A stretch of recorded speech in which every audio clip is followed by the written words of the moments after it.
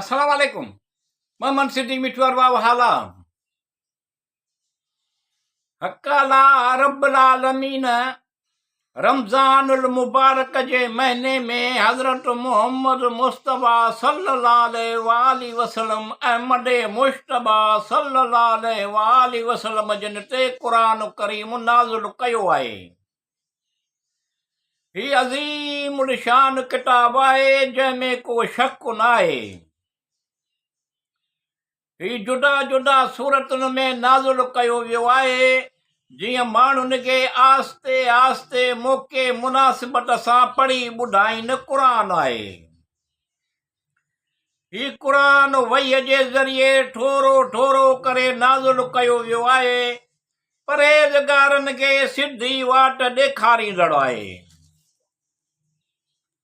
ही क़ुरान आहे सिधी वाट ॾेखारींदड़ आहे। पढ़ण महिल टड़ियल इब्लीस शैतान खां पनाह घुर। मोमिननि लाइ शफ़ा ऐं रहमत क़ुरान आहे।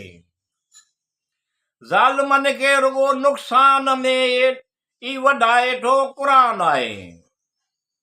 ही किताब अरबी ॿोलीअ में नाज़िल थियो आहे। मन तमी अकुल खां कमु वठो। तव्हां ते रमज़ान जा रोज़ा फ़र्ज़ कया विया आहिनि। क़ुरान करीम में लिखियलु आहे। ही अल्लाह जी कुदरत सराज़ा शुरू हे क़ुरान पधरे किताब जूं आयतूं आहिनि। हलाल ऐं हराम खे रोशन कंदड़ किताब आहे। ही क़ुरान अॻियनि किताबनि तौरेत इंजील जी तस्दीक ऐं तफ़सील कंदड़ किताब आहे। क़ुरान जहाननि जे रब वटां आसमानी किताब आहे। ही किताब सिधो रस्तो ॾेखारे थो। लैलतुल क़द्र रात 1000 महीननि खां भलारी आहे। इन्हीअ में फ़िरिश्ता ऐं संदसि सरदार जबराईल अलैहिस्सलाम पंहिंजे रब जे हुकुम सां लहनि था। उन साल जे हर कम जे पूरे करण लाइ इहा राति सुबुह थियण ताईं सलामतीअ वारी राति हूंदी आहे। ही लैलतुल क़द्र जी राति उन में जहन्नम जा दरवाज़ा बंदि ऐं जन्नत जा दरवाज़ा खोलिया वेंदा आहिनि। शबे क़द्र बख़्शे जी राति, शबे क़द्र रहमतुनि जी राति, शबे क़द्र नेमतुनि जी राति आहे। ही क़ुरान जिन्ननि जे हिकु टोले ॿुधो क़ुरान आहे। पोइ मोटी आया पंहिंजे क़ौम ॾांहुं। चयाऊं त असां ॿुधो फसाहत, बलागत ऐं सचाई ऐं अजीब ॿुधो क़ुरान आहे। ही किताब जन्नत जी ख़ुशख़बरी ॾींदड़ ऐं दोज़ख खां डिॼारींदड़ रोशन निशानियूं ऐं माण्हुनि लाइ हिदायत आहे।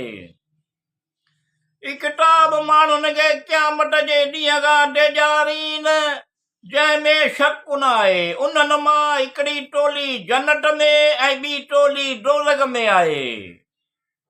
ही क़ुरान आहे जेकी अल्लाह जे आयतुनि जा इनकारी थिया उन्हनि लाइ अज़ाब आहे। अल्लाह ग़ालिब बदिलो वठण वारो आहे। ही किताब क़ुरान हक़ बातिल में फ़र्क़ु कंदड़ किताब आहे।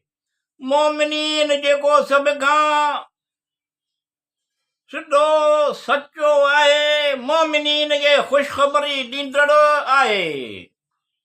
उहे मोमिनीन जेके चङा कम कनि था उन्हनि लाइ वॾो अजुर आहे।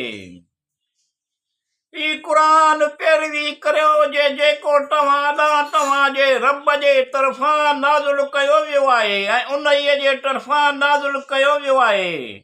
ऐं उन्हीअ अल्लाह खां सवाइ ॿियनि महबूदनि जी पैरवी न करियो। तव्हां घटि नसीहत वठो था। पोइ छा क़ुरान ते ग़ौर नथा कनि? ऐं जेकॾहिं क़ुरान ग़ैर अल्लाह जे तरफ़ां हुजे हा त ज़रूर उन में घणा इख़्तिलाफ़ हुजे हा।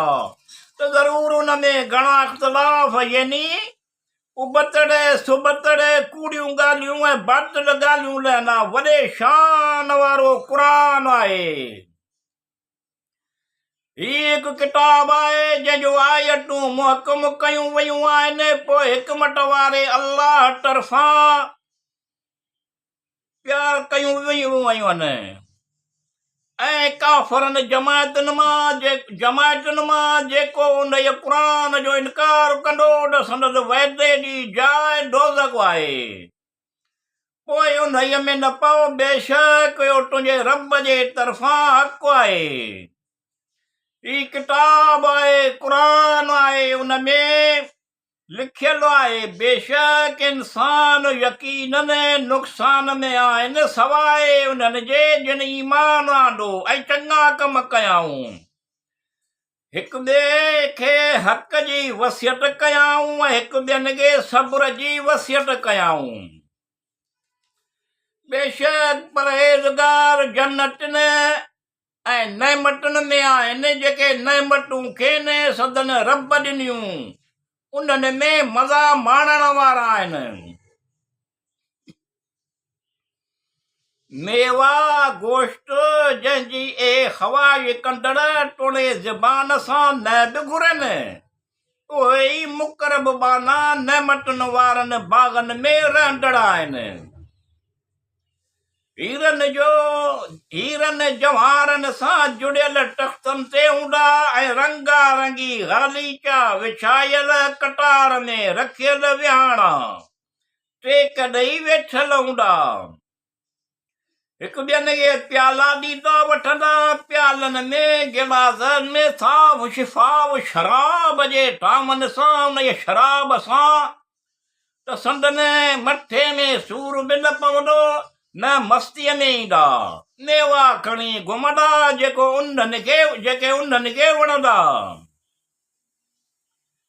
संदन चौधारी संदन ख़िज़मतगार छोकिरा घुमंदा फिरंदा रहंदड़ ॼण त उहे छोकिरा सफ़ाई सुथराईअ में सुपनि में ढकियल मोती आहिनि ऐं पखियुनि जो गोश्त आणे पेश कंदा जंहिंजी उहे ख़वाहिश कंदा ऐं वॾनि अखियुनि वारियूं हूरूं ॼण त उहे सुपनि में ढकियल मोती ईमान आंदाऊं ऐं चङा कम कयाऊं उन्हनि लाइ बाग़ आहिनि।